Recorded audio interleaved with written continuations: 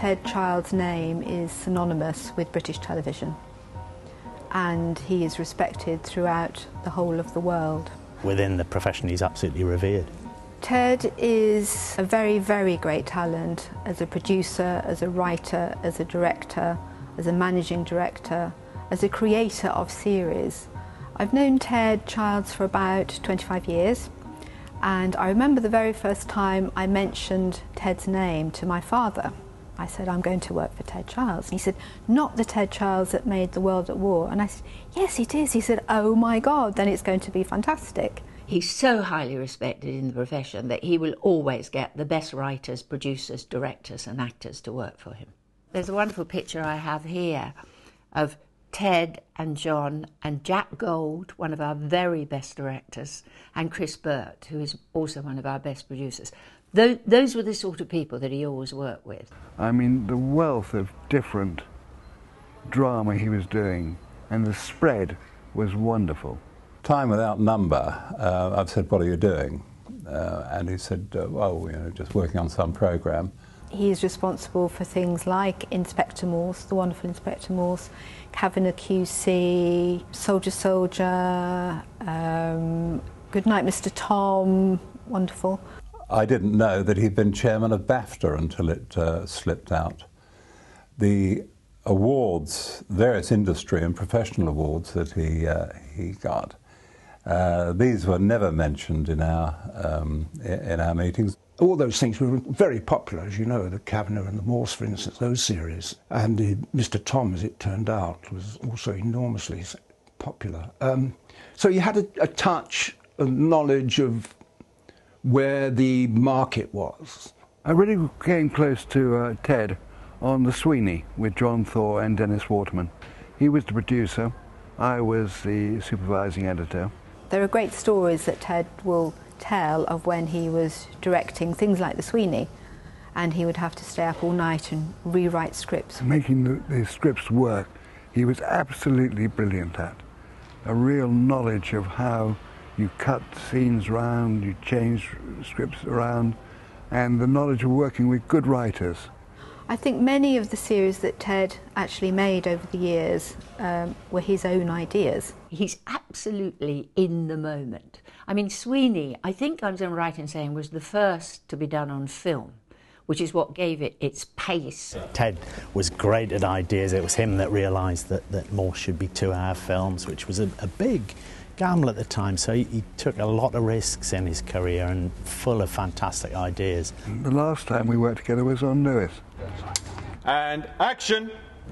Ted's pretty much the godfather of my entire career. He was made head of drama at Central TV while we were doing Our Feeder's Own Pet, and I first met him when he came out to Spain to watch us shoot there. And then when Morse came along, I was involved with that under him, and then he wrote Peak Practice had Peak Practice written for me by Lucy Gannon. And then it was him that persuaded me to come back and do Lewis after the Morse series finished. So, yeah, he's responsible really for the whole of the last 25 years of my career. Apart from the ones I worked with him on, he had other things going on all the time.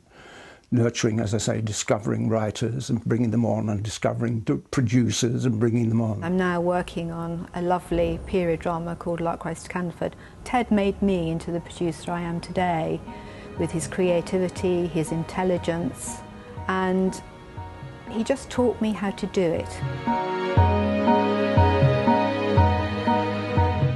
Ladies and gentlemen, Ted Childs.